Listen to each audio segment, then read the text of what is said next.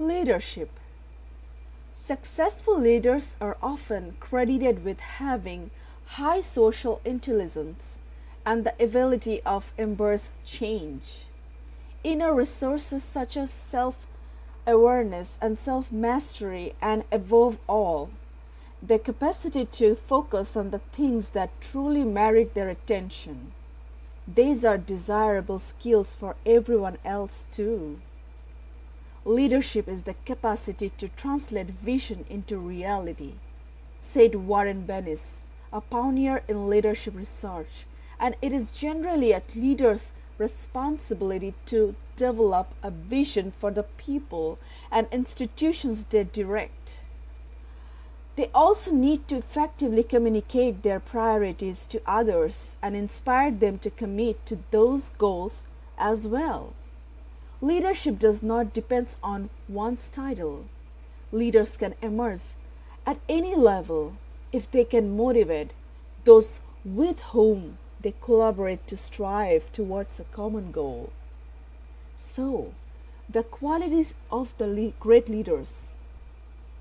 Effective leaders likely share some key personality traits, including sociability, ambition, and curiosity. And these traits may be more relevant to the role than intelligence. Genetic appears to influence leadership ability due to inherited personality traits, but environmental factors such as education and opportunity play a significant role as well. Are good leaders born or made? There's a question.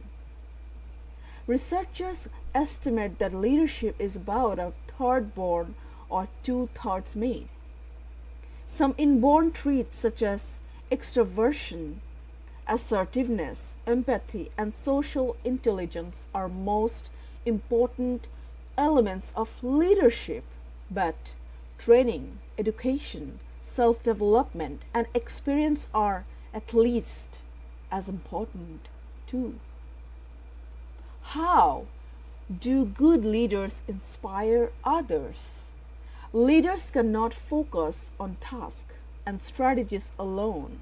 They must also pay attention to relationships and morale. One of the best ways to do that is to foster a culture of gratitude, praising and thanking colleagues for the work they do and the ideas they contribute. Research finds that employees in such environments are more productive and treat customers more courteously. Becoming a better leader? How?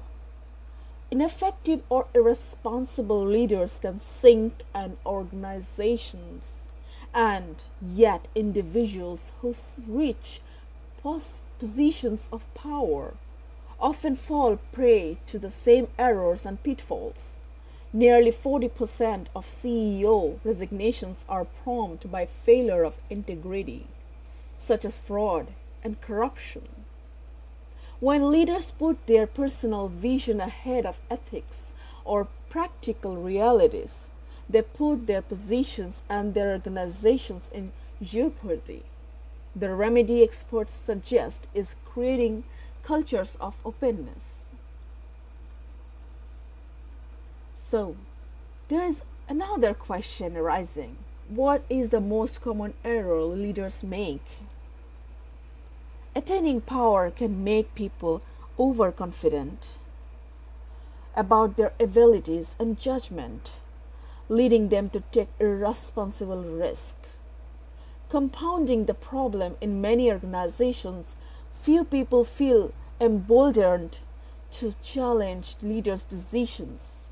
This combination is often cited in analysis of failed organizations. Management experts suggest that leaders actively seek out critical comments, either from within their organization or from third parties, and consider them feedback without bias. So another question arises, how can leaders create a healthy work environment?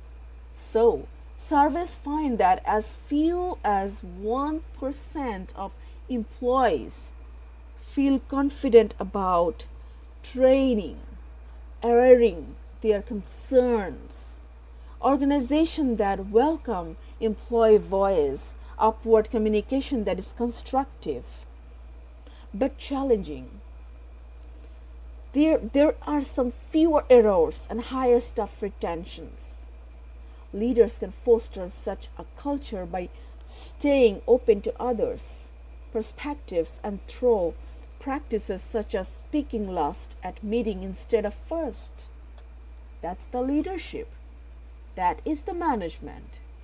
And that is the main goal of overall field of leadership.